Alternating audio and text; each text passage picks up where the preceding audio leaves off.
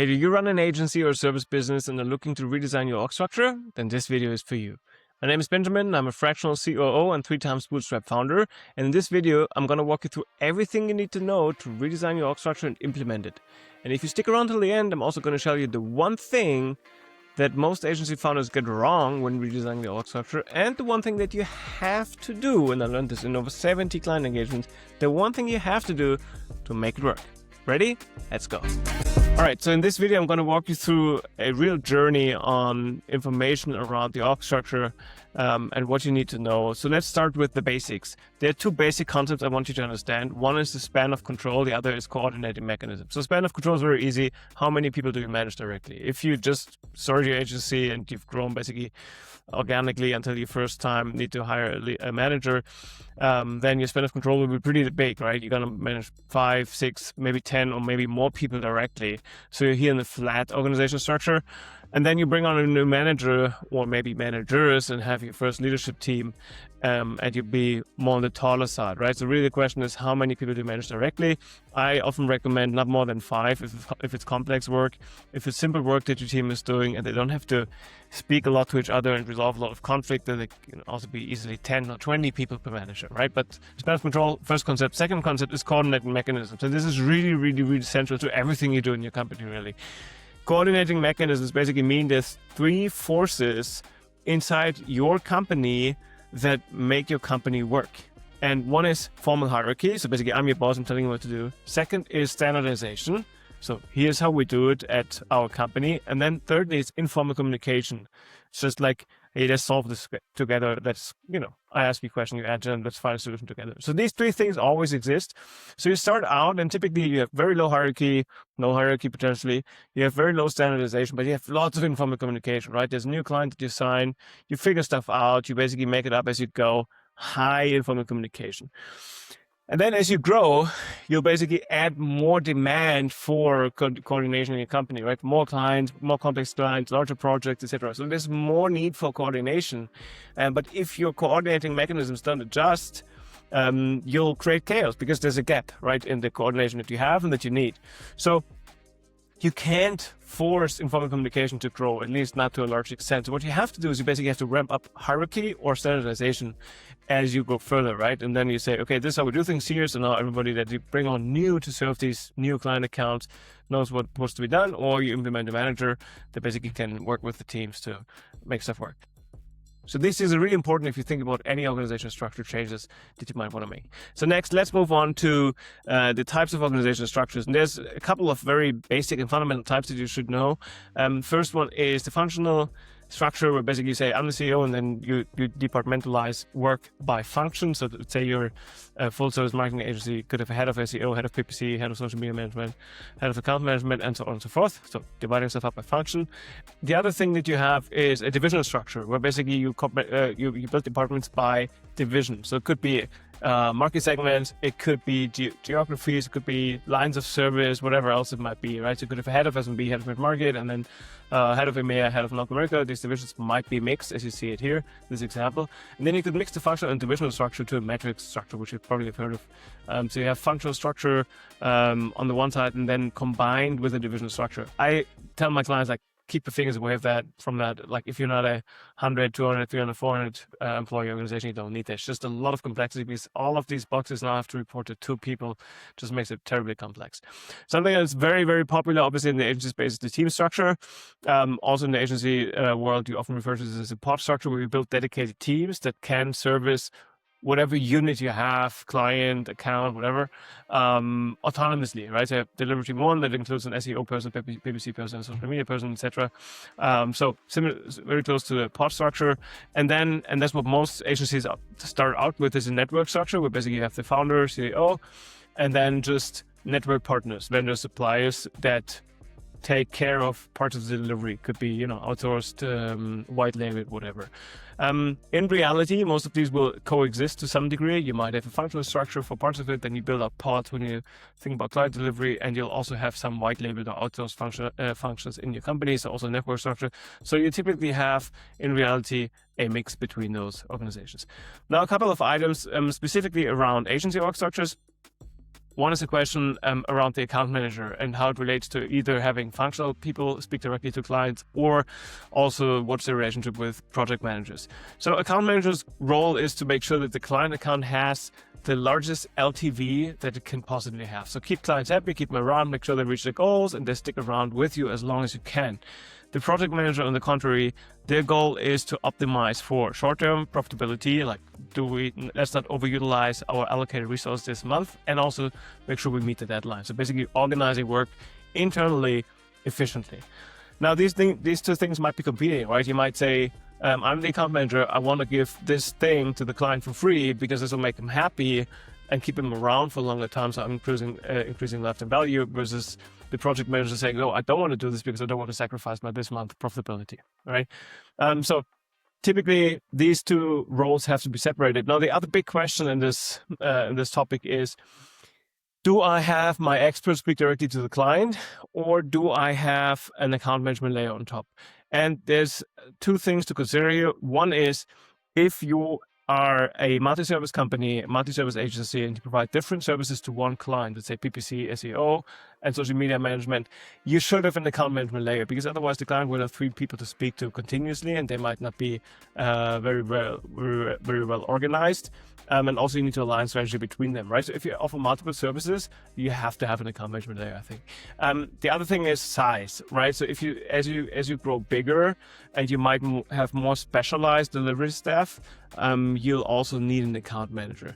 Now, in some cases, when you're small and are able to find these people, because it's not easy, you could operate with the delivery team, let's say the PPC person, also being client facing.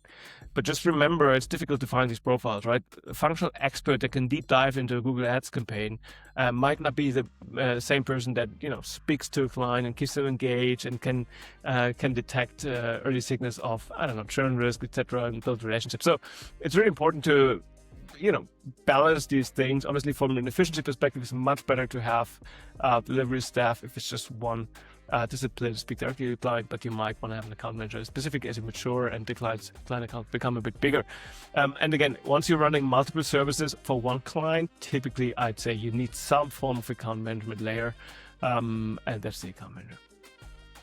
Second topic, COOs in the agency. We often recommend the CEO being the second in command. So basically saying, here's the CEO, there's the COO, and then the COO basically executes all the work, both from an admin, ops, finance side, as well as from a delivery side. And is part of the leadership team, obviously, that might also include other people, like a head of PPC, like a head of account management, and so on and so forth. The often asked question, at least in our engagements and founders, we speak to pods versus shared teams. So the pod being a dedicated team, remember the team structure from earlier, a dedicated team for the specific client account, versus shared functional teams. So you have your SEO team, and the SEO lead basically distributes work to that team in real time or on a weekly basis, right? So both of these things have pros and cons. The pros for a pod structure are you have a higher client dedication, so a dedicated team that knows the client, that learns about the client, has all the contextual information, which just helps over time to get better and better at campaign performance, because you really dial in on that client account. They're very stable once they're running, and I think this just helps support LTV over longer periods of time, where you just, you know, probably are able to provide better, more consistent service, and the client will feel that there's no communication losses in working with you. On the flip side, the pods are typically low utilization, and they're difficult in setup. Why?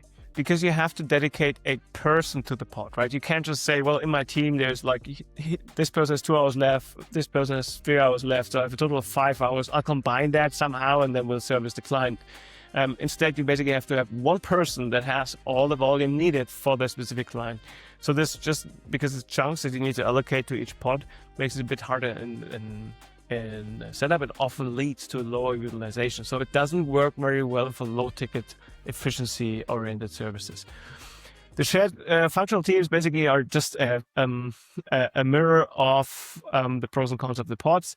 So they have high utilization because you can be very granular in assigning available capacity to specific client accounts, also mix and match them between people, high efficiency short term, easy setup, and supports profitability versus LTV for pods, right? High profitability typically, but obviously there's a risk of quality loss if you spread work within a team, then just at risk of being lost in translation, of having handover gaps, etc. So there's a risk of poorer quality and poor results, and also you might have a higher need for restaffing, meaning now I pull this person out of the account and I put another one in because now we've landed the bigger account, I need the resource over there. So there's just a bit more variability and there's less stable in terms of delivery. So what this comes down to really is pods work very well for high ticket offers, maybe enterprise clients where you have enough financial wiggle room to get away with, maybe a bit of a lower utilization and efficiency, but are looking for lifetime value, right? So if you have financial slack, high ticket offer, pod is right. If you're optimizing for efficiency, a low ticket offer, then the shared functional teams are the better option.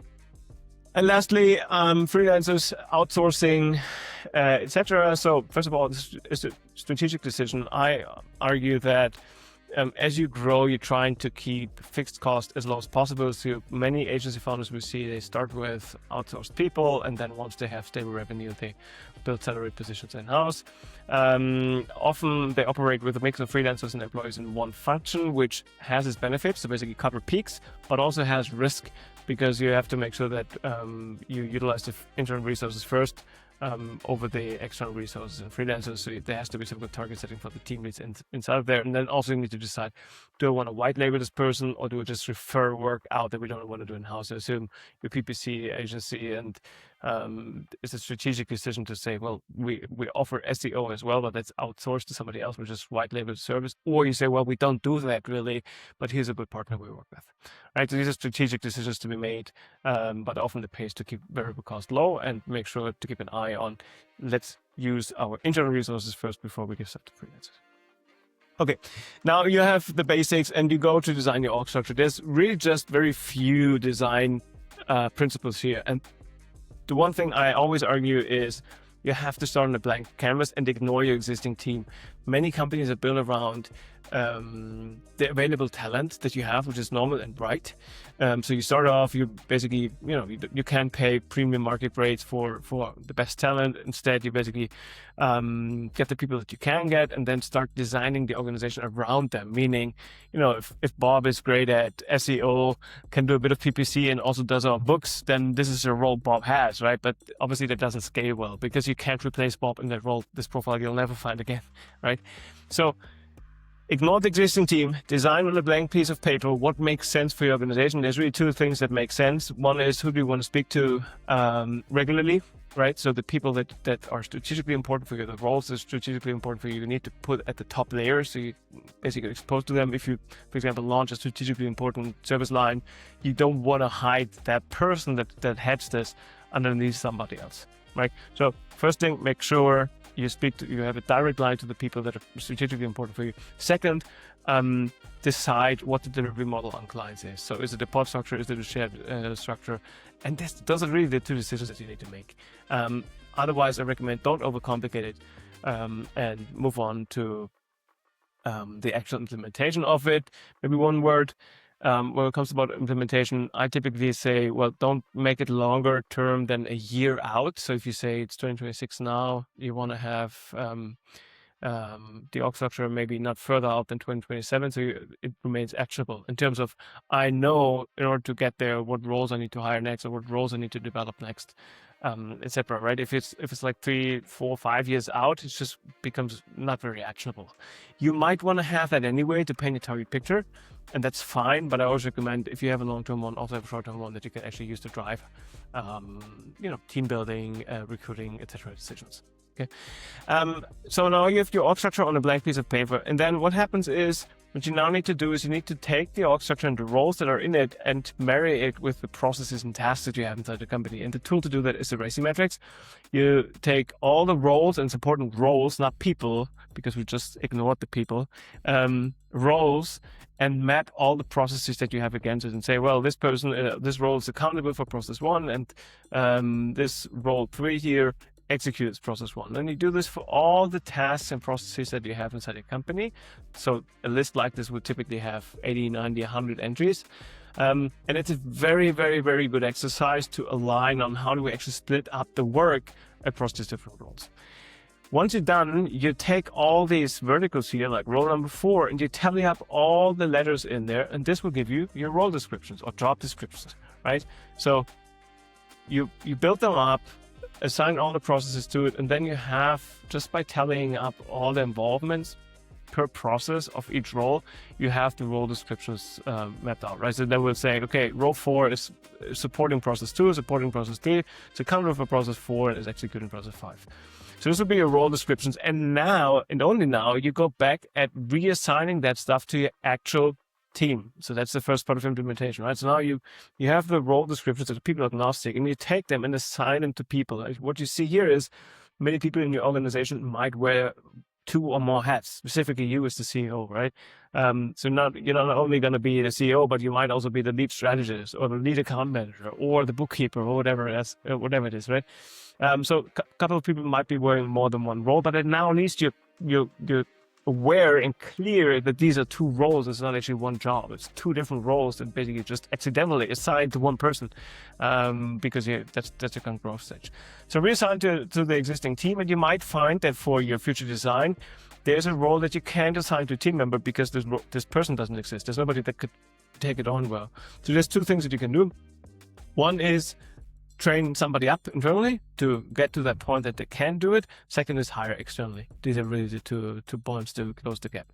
And then communicate the new org structure and your intention for role allocation to the team. I always recommend start with the key players. If you have very important players inside a company, people that have been with you for a long time, people that hold very critical roles or that have critical client relationships, speak to them first, make sure they're on board.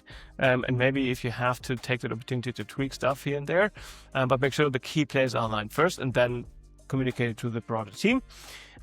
But after communicating, that's where the real work starts, because now you have to roll it out, train, and monitor.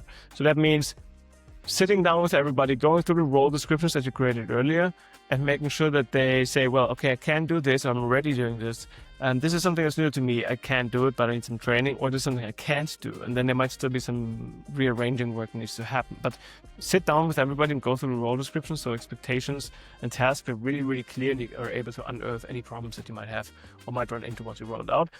Then you will have to train people on it, because even if you don't have to train somebody up to fill a new role, also by just reallocating specific roles. So let's say you say, now we want you to also do some form of account management, dear PPC manager. You have to train people on that, right? Even if the role pre-existed, you have to train them to get to the point that they can execute, and that might just be pointing them towards existing resources, but this takes time, right? This is at the point in time you have to manage this transition.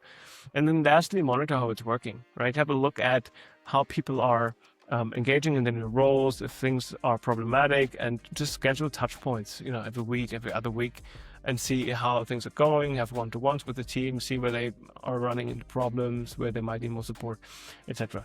So those are really the things. Now, as promised, once you've done that, you should be in a good spot. Now, I want to go back to my initial promise and say, okay, what's the one thing that's derailing these efforts typically, and what's the one thing I recommend you definitely do to make this a success? This really sits in this area here. So the one thing that typically goes wrong is people spend way too much time overcomplicating the org chart design. Quite frankly, in an organization with like 20, 30, 40 employees, it doesn't matter that much, right? There's a couple of high-level strategic decisions that you need to make, and you need to define the client engagement model. Everything else really is not that mission critical. Don't overcomplicate your org structure design. Draw something out that makes sense and move on. The second piece that people then, in my experience, spend too little time on, but that's where the actual value, the actual we make it happen happens, is the RACI metrics. So I'd argue 99% of organizations that do an org structure redesign actually would just have to go through a RACI metrics mapping exercise and do that thoroughly, and they would be fine, because this is where you really bring together your organizational structure with your processes. This is where you define your operating model. This is where you define your client engagement model. This is where you define who's doing what and who's collaborating with whom, right? So these are really the key items that you need to nail. So The recommendation is spend less time on the org structure design, especially if you're an agency with like 20, 30, 40, 50 employees, and spend more time on making sure that every role is clearly defined, and everybody really is dialed in on these are my tasks. This is what I need to do. If you enjoyed this video, subscribe and like. It would be really cool and would mean the world to me. And follow along for more operations content for agencies and service businesses. Thanks.